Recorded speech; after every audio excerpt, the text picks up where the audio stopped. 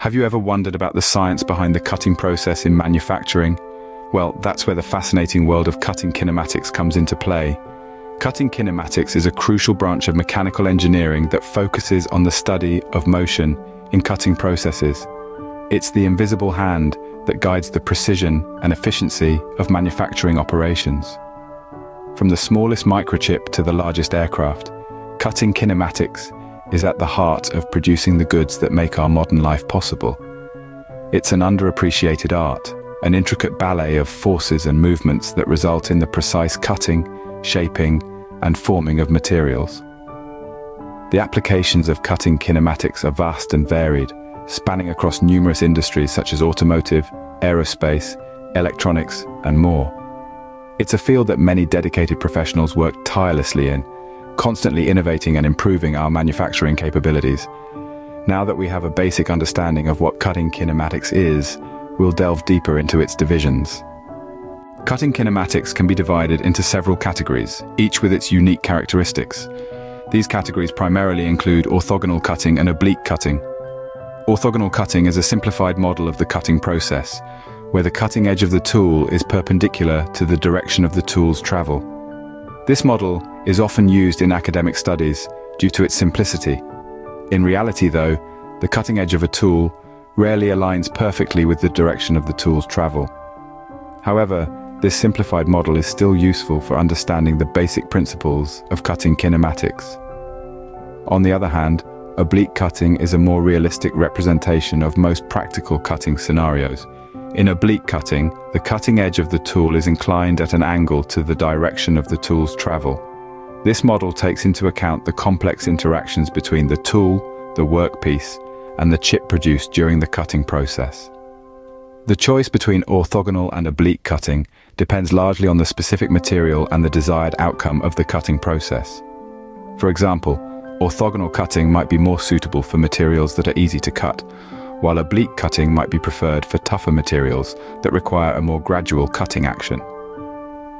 Additionally, oblique cutting is often used when the surface finish of the workpiece is an important consideration. This is because the angled cutting action in oblique cutting can produce a smoother surface finish compared to orthogonal cutting. On the flip side, orthogonal cutting may be favored when the primary goal is to remove material as quickly as possible, as it tends to be more efficient in this regard.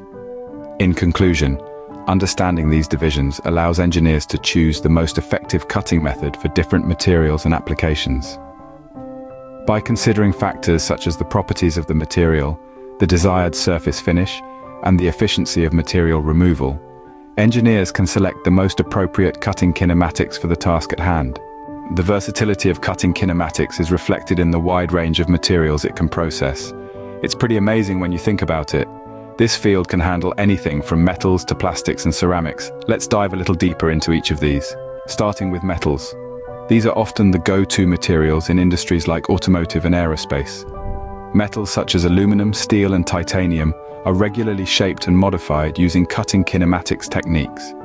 Whether it's creating engine parts for a car or crafting the wings of an aircraft, the process is crucial in these industries. Then we have plastics. They might not seem as tough as metals, but they play a vital role in a multitude of applications. Consider the world of medicine, where precision is key. Here, cutting kinematics is used to create intricate components for medical devices.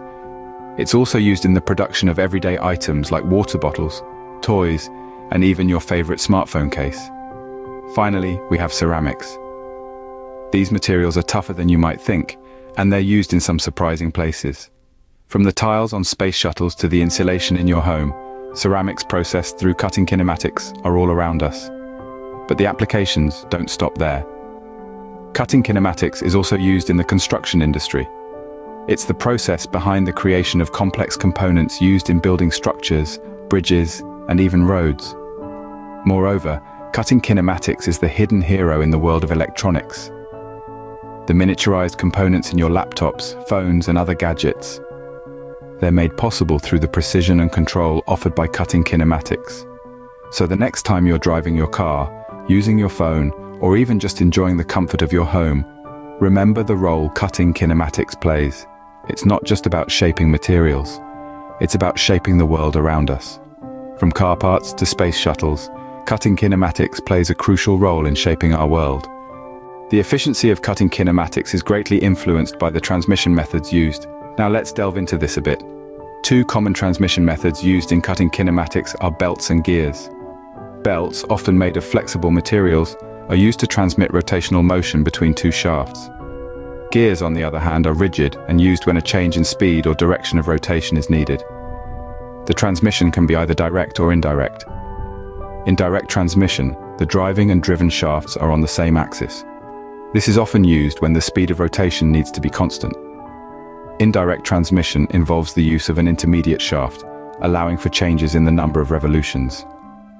This is particularly useful in machine tools where varying speeds are required for different cutting processes. Choosing the right transmission method is key to maximizing the efficiency and accuracy of the cutting process.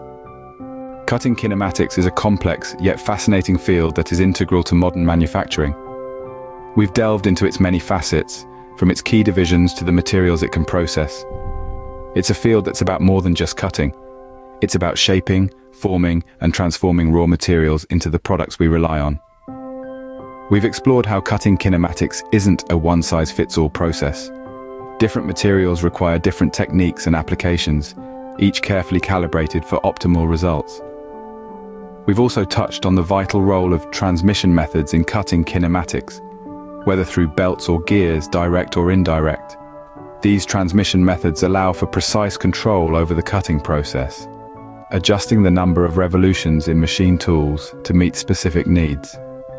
As we wrap up, let's remember that cutting kinematics isn't just a subject for mechanical engineers, but a key part of our modern world. With a deeper understanding of cutting kinematics, we can appreciate the science behind the products we use every day. Remember, every cut matters in shaping our world.